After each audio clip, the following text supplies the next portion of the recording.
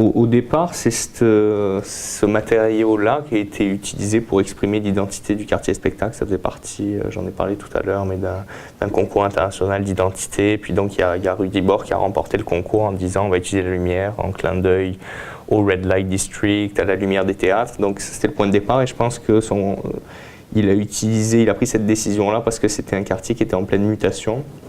Beaucoup de transformations, tout le projet urbain, le plan particulier d'urbanisme de la place des Arts, beaucoup de nouvelles constructions, l'adresse symphonique, le 222, en tout cas c'est un point de vue urbanistique, il y a eu beaucoup de constructions ces dernières années. Puis la lumière, ce qui est intéressant, c'est qu'elle s'adapte très bien à ça, c'est immatériel, donc tu peux prendre un projecteur, le déplacer, ça peut éclairer quelque chose, l'éteindre. On n'était pas du tout dans une notion de porte d'entrée pour rentrer dans un périmètre qui est le quartier spectacle, c'est plutôt une lumière qui se diffuse puis qui s'adapte aux transformations.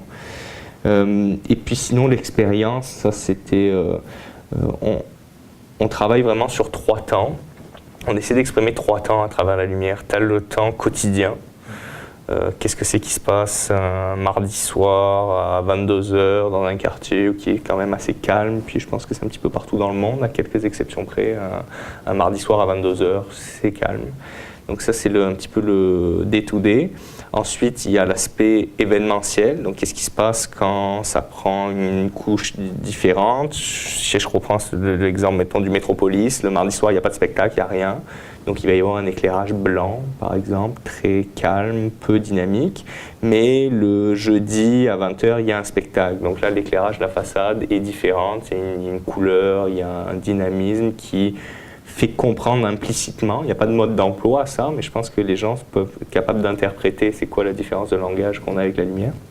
Et puis le troisième temps, c'est ce qu'on appelle un peu le temps quartier-spectacle, c'est-à-dire qu'on essaie, je le montrais tout à l'heure aussi avec des images de vidéoprojection, on essaie de donner une cohérence à l'ensemble du quartier, une espèce de pulsation commune, comment tous ces lieux de diffusion culturelle, je parlais du Monument National, mais il y a aussi le Métropolis, la Place des Arts, en tout cas il y en a 80 comme ça, là, il y a toute une liste, comment tous ces lieux de diffusion font partie d'un même ensemble et prennent la fameuse, par exemple, couleur rouge du quartier spectacle ou la même pulsation, mais en tout cas une notion d'homogénéité et d'appartenance. Je pense que ce qui est intéressant, c'est justement de marquer ces différents moments parce que la lumière, c'est comme en architecture, hein, la construction existe parce qu'il y a un vide à côté, donc c'est le plein et le vide qui fait la ville. Puis je pense que la lumière, c'est l'ombre et la lumière, ou plutôt le pas de lumière. Donc il faut être capable de moduler ça, parce que sinon tu rajoutes tes projecteurs, là, t'en rajoutes un, puis 6 mois après t'en mets un autre, puis à la fin ça devient juste plus lumineux, mais t'as pas nécessairement plus de sens. Donc l'idée c'est de scénographier dans le temps et dans l'espace ce que tu veux raconter, et puis peut-être que le fameux mardi dont je te parle, peut-être que tout est éteint. Puis à ce moment-là on est dans le noir, puis tu viens, c'est éteint, il n'y a rien de vraiment intéressant qui se passe ce jour-là, mais le lendemain par contre, ben là tu sens qu'il y a une certaine activité. Alors il y a aussi une volonté de faire appel à beaucoup de concepteurs différents qui chacun se réapproprie un petit peu sa vision d'un certain projet ou d'un certain édifice. Donc là-dessus, c'est pas une direction artistique non plus au sens strict du terme. On n'impose pas une couleur ou une forme ou une texture à chaque concepteur d'éclairage se l'approprie. Mais c'est sûr qu'on a une vision d'ensemble pour, premièrement, s'assurer que les éclairages ne se nuisent pas les uns aux autres.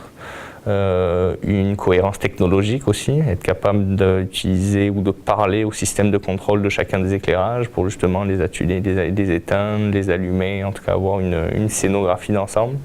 Donc c'est plus dans ce sens-là. Après, je pense que chaque édifice a son... D'ailleurs, la petite tagline en dessous de plan lumière qu'on utilise depuis le début, c'est un plan lumière identitaire et signalétique. Identitaire parce que chaque lieu a sa propre identité.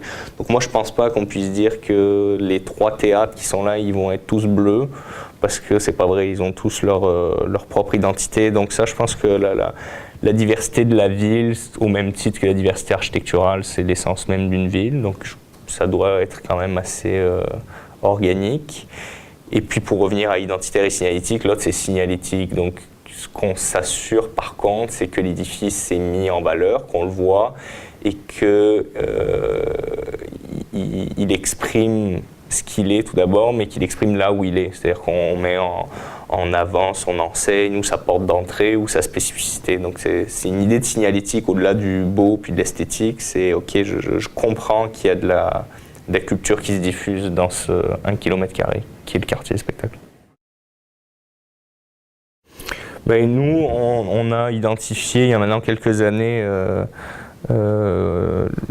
la voie du numérique. Alors c'est pas un secret, mais je pense que c'est quelque chose que on pense que en événementiel et en animation urbain, c'est un petit peu l'avenir, ou en tout cas c'est quelque chose vers lequel il faut tendre, la fameuse ville intelligente ou ville 2.0, toutes les notions de data visualisation, donc comment toutes ces données qui viennent de partout, qui peuvent être n'importe quoi, la température, le flux de circulation de quelque chose, comment est-ce que ça on peut le visualiser quelque part ou lui donner une présence en lumière, puisque là on parle de lumière, mais lui donner une présence dans la ville. Donc nous, c'est ça qu'on développe beaucoup, les arts numériques en général, puis je pense la data visualisation, c'est aussi, puis qui peuvent aller de choses très simples à très complexes, mais on parle beaucoup de bornes urbaines aussi, de bornes multimédia. En tout cas, c'est toutes ces choses-là qui sont en train d'apparaître dans les villes, puis tout ça commence à être possible, d'une part parce que les technologies existent, mais aussi parce que les villes commencent à réaliser que, au même titre qu'il y a encore un demi-siècle, on se posait la question de comment avoir de l'électricité dans les villes, comment installer des conduits électriques pour avoir de la lumière, pour avoir de l'électricité. Aujourd'hui, on se pose la question du réseau et des systèmes de contrôle. Puis ça va être la même chose que ce qui s'est passé avec l'électricité. On va installer partout de la fibre optique à la grandeur des villes. Puis là, on va être capable de faire d'autres types de projets. Donc, pour revenir un peu à ta question, moi, c'est ça que je regarde. C'est la connectivité, le réseau, parce que c'est un peu l'infrastructure. Là, c'est les souterrains de ce qu'on va être capable d'amener plus loin en termes de lumière, de multimédia, d'éclairage, d'interactivité.